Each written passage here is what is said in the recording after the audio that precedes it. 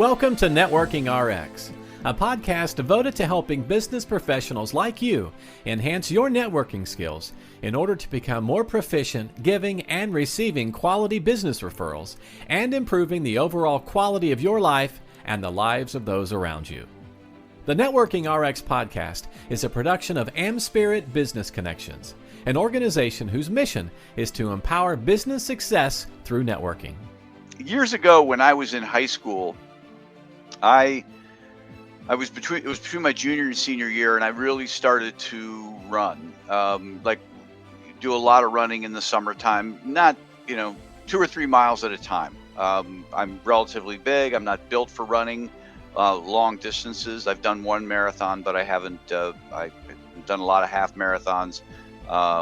But that was my starting point of getting running. And I just started to get in shape for football, but somebody said, hey, you should do this road race with us. In where I grew up, there is a road race. It's called the Canal Run. It's still going after all these years. And it runs along the canal that connects Portage Lake to Lake Superior. So you're running along the canal on the Hancock side of the canal. And at the time, I believe it was just a 12-mile run. I think it's been 10 miles. It's been 12 miles. It might be an actual half marathon now, but it was a 12-mile run. And I remember standing there at the beginning of the race, just kind of, I'm nervous. I've never run more than 6 miles. Everyone, you can do it. Don't worry about it. You can do it. So I'm standing around, and whenever we get nervous, we kind of try and find people that we can commiserate with, or we can just, I don't want to go hang with the guy who's going to be first place because he don't want to talk to me. And so I certainly connected with some of the friends that I knew who got me into doing this. But there was another individual. His name was Wayne Miller. He was a couple years older than me. We went to the same high school. He was in college at that time. And so we started talking about the race. And he had done, I think, this race before, and he had done other races. And he said to me, he says, you know what the toughest part of this is? And my response to Wayne was simply, yeah, probably like the last 2 or 3 miles is really going to be tough. And he said, no, that's not the toughest part. That's not the toughest part at all. He said, the toughest part is the middle. The middle is the toughest part. He says, because when you start this thing, we're all together and we're all energetic and everybody's hooting and hollering. It'll be a lot of fun. But when you get to the end, there'll be lots of people lining the street, and it's exciting, and they're going to be cheering you on. And you'll get a burst of adrenaline, and you won't have a problem with the end. It'll be the middle. It'll be the middle that will be the hardest part. So I'm going to come back to that. But I was reminded of that story when I read a Harvard Business Review article by Rosabeth Moss Cantor. She's a professor at Harvard. And there's actually a law out there called Cantor's Law. And what Cantor's Law says is this: everything feels like a failure in the middle. I'll say that again. Everything feels like a failure in the middle. Everyone's motivated by the beginning of things. We embark on something. We're totally motivated. Hey, this is going to be great. And of course, we all love happy endings.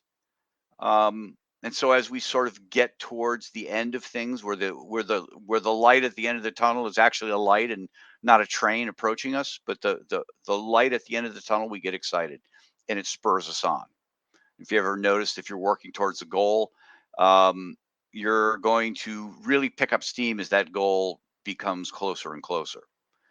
And but it's the middle. It's the middle that's really kind of the challenging thing, and it applies to lots of things. It certainly applies to networking.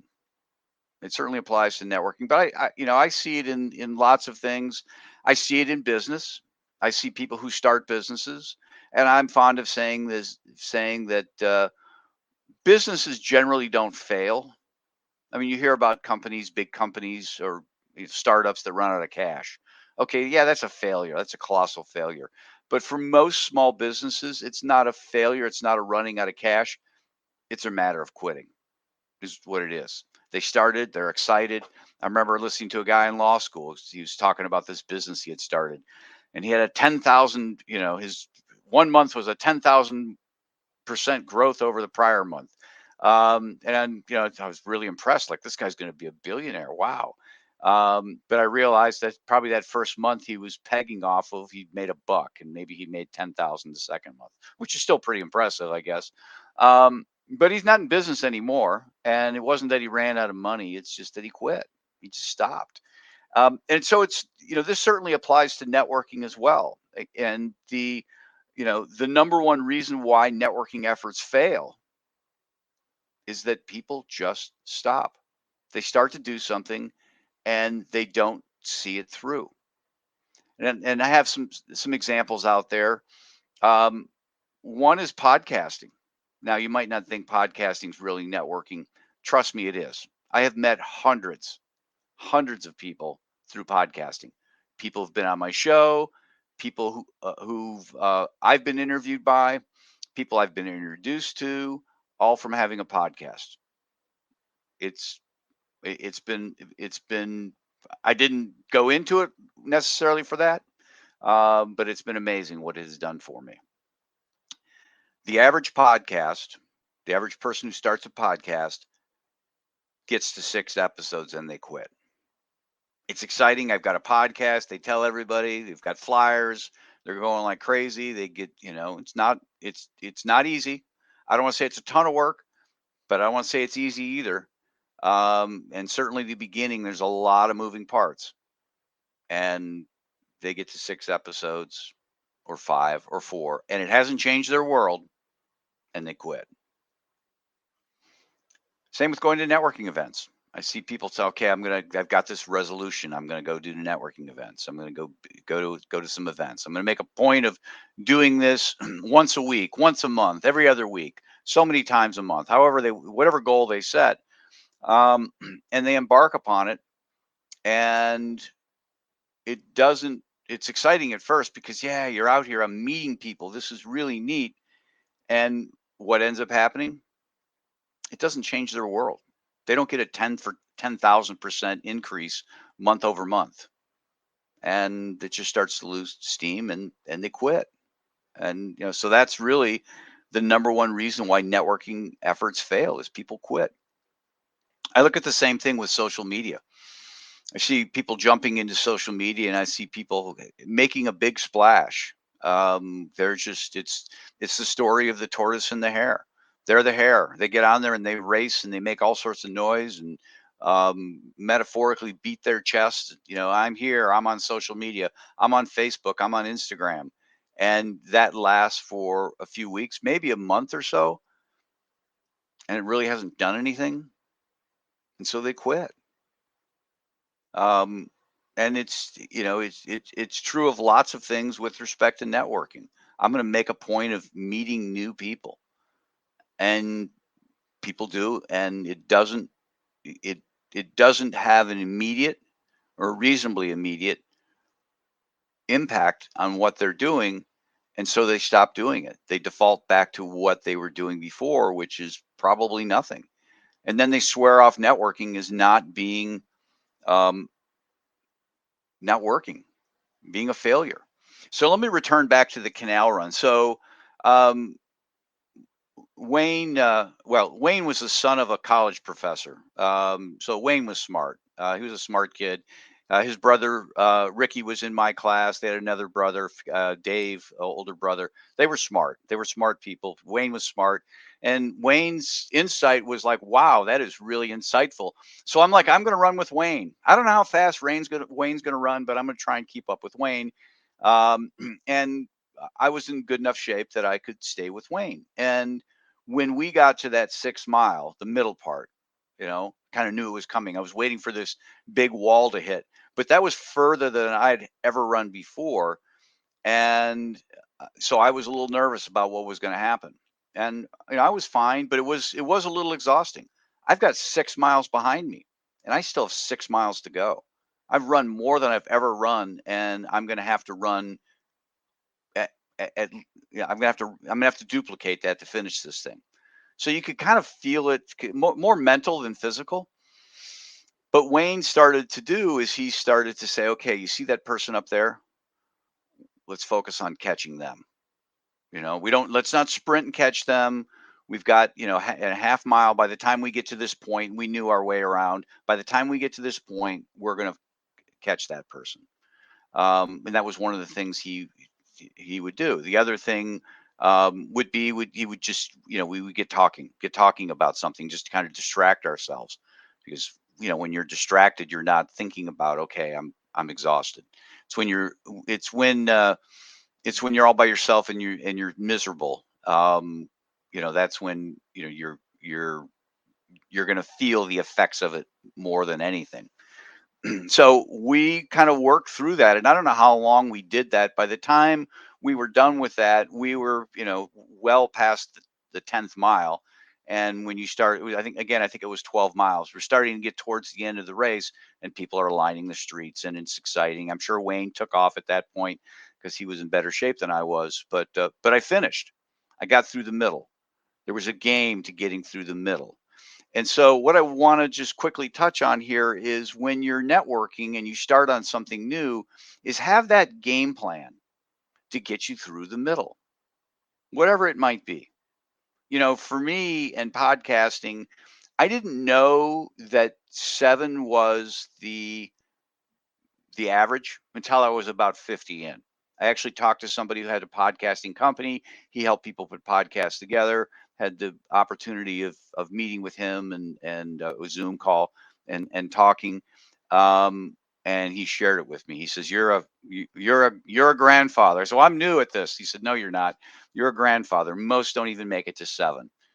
So I didn't even realize it. So it was just, I guess, pure ignorance that got me beyond 7. But I'll be honest with respect to doing LinkedIn lives. I'm probably at 10 of these now, and there's a little bit of work that goes into it. I don't know who's going to be on or not be on. I see Marilise is on. Thank you. But it's, thought crosses my mind as you get busy and you get overwhelmed. I've got so many things to do. Do I need to be doing this one more thing? And I have created reasons in my own mind as to why I need to do more of these things, continue on with this. I'm actually multi-purposing or repurposing this content, taking the video and doing something with it. I'm taking the audio and they become podcast episodes. So there is a why there. And I think that's part of, getting through the middle is reminding yourself of what the why is. The other thing I would encourage people to do what I do, I recently have gotten on Alignable, which is a social platform that's mainly here in the United States. It's mainly North America, United States, and Canada. Getting started in that, and you get started. It's great. It's exciting. And I've been on there for about 3 weeks, and immediately, once that initial surge is over, you're kind of into the doldrums of you're kind of in the doldrums of doing something new. You're in the middle. And what I have done is I have built little charts that I look at. I build little charts that, kind of just, okay, I need to do this week. Back to my canal run story. I need to catch this person. I need to make posts this week. Don't worry about if anybody's looking at those posts or commenting. I just need to make posts. I need to make comments on other people's posts. I have a little checklist I'll go through. I need to do it so many times this week. I need to go find people's posts to do that. And I know in time that if I do enough of this, I do enough of these, these little activities, it's going to pull me through. It's going to pull me through the middle. I don't have any issues on LinkedIn. I do have issues on LinkedIn. I just have too much going on LinkedIn. It's a whole different, I'm beyond the middle. The middle is done. I meet tons of people, and it's led me into lots of podcasting. And I look at my calendar every week, and probably 90% of it are either contacts I've met off of LinkedIn directly, or introductions from people from people on LinkedIn. So I don't have to worry about that. There's, it's carrying itself right now. But that's, what I plan to do on this Alignable is to meet people. I have a whole game plan, just like Wayne Miller helped me with in the canal run, to have that game plan. So the number one reason why networking efforts fail is simply that people quit, people stop. That the excitement they start with, they just can't carry. And once you get through that, if you can get through it, it feels like a failure. It might feel like a failure. It might not feel like it's not working, but it is. But it's kind of working at its own pace. I always tell people networking works. It may not always work as fast as you want it to work. It may not work the way you want it to work. It may not work when you want it to work, but it does work. And you just need to stick with it and just trust that it's kind of building in the background. But the moment you quit, you're kind of done. Thanks for joining us on the Networking RX podcast. Please put what you've learned into action today and let us know if you have questions, comments, or ideas for future topics. You can email them to us at podcast@amspirit.com. That's AmSpirit.com. Finally, so you never miss an episode, be sure to subscribe to the Networking RX podcast through iTunes, Overcast, or however you receive your podcasts. Now get out and network with someone.